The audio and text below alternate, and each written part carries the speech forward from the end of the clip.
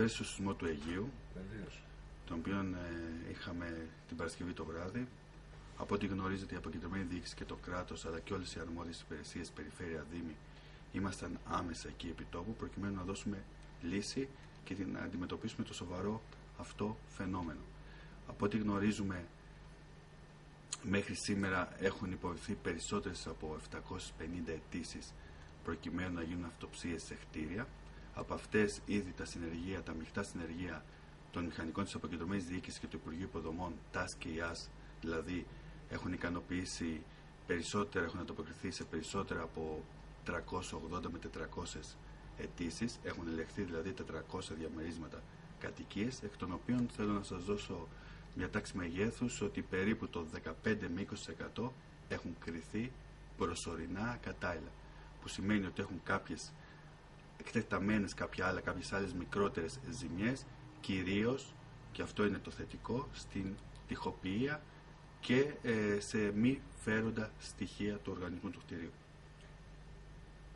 Με δεδομένη τη δραστηριότητα, τη σεισμική δραστηριότητα που παρατηρούμε τελευταία και πρόσφατα πριν 2 μέρες, ο σεισμός πάλι που έγινε στην Κεφαλονιά, δεν κάνω λάθος, συνδυάζεται αυτό με τους σεισμολόγους, το συνδυάζουν τους δύο αυτούς σεισμούς, είναι ο ίδιος, το ίδιο επίκεντρο, το ίδιο ρήγμα?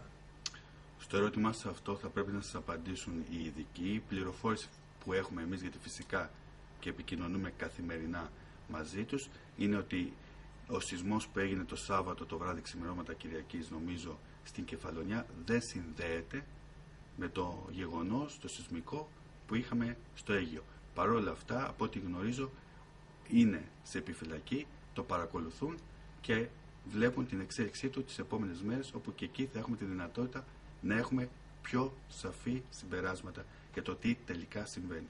Σε ό,τι αφορά το σεισμό της Κεφαλονιάς, και αυτό είναι ένα γεγονός που είναι αποδεκτό από όλους, η αντιμετώπιση του γεγονότος από το κράτος ήταν άμεση. Το κράτος, όπως θυμόσαστε πολύ καλά, άμεσα προσέτρεξε αρρωγός προκειμένου άμεσα να ανταποκριθεί στις ανάγκες των κατοίκων. Οι αιτήσεις που έχουμε, γιατί και εκεί την αποκατάσταση των κτηρίων την έχει αναλάβει η αποκεντρωμένη διοίκηση μέσω των μηχανικών των ΤΑΣ και των ΤΑΠ που έχουμε περισσότερες από 900 αιτήσεις, εκ των οποίων έχουν εξεταστεί περίπου οι 700, εκ των οποίων περισσότερες έχουν εκδοθεί, για τις οποίες μάλλον έχουν εκδοθεί περισσότερες από 400 άδειες επισκευής. Οι αρρωγές δίδονται στους δικαιούχους κανονικά. Υπήρχε ένα μεγάλο πρόγραμμα που επίσης είναι ένα είδος αρρωγής για τους δικαιούχους ό,τι αφορά τα ενοίκια. Είχαμε αρρωγή δηλαδή για τον ενοικίον ανά τρίμηνο. Συγκεκριμένα επιδοτείται το ενοίκιο 2 τριμήνων για όσους ήταν ενοικιαστές και για 2 έτη το ενοίκιο επιδοτείται για όσους ήταν ιδιοκτήτες κατοικιών. Επομένως, βρισκόμαστε σε πολύ καλό στάδιο. Υπάρχει σημαντική χρηματοδότηση και για το σύνολο των έργων υποδομής που εκτελούνται.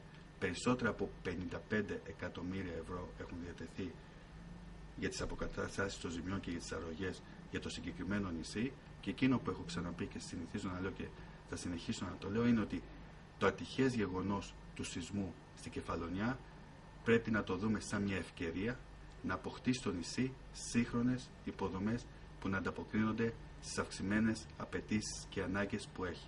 Οι υποδομές του ήταν πάρα πολύ παλιές, από ό,τι γνωρίζετε, ήταν άνω των 40 ετών, όπως επίσης και για τους δρόμους αλλά και για τα λιμάνια, και είναι μια ευκαιρία επιτέλους να αποκτήσει σύγχρονες λειτουργικές υποδομές. Στο Λιξούρι έχει αποκατασταθεί η πρώτη φάση του λιμένα, έχει ολοκληρωθεί, έχει προχωρήσει και έχει δημοπρατηθεί και η δεύτερη.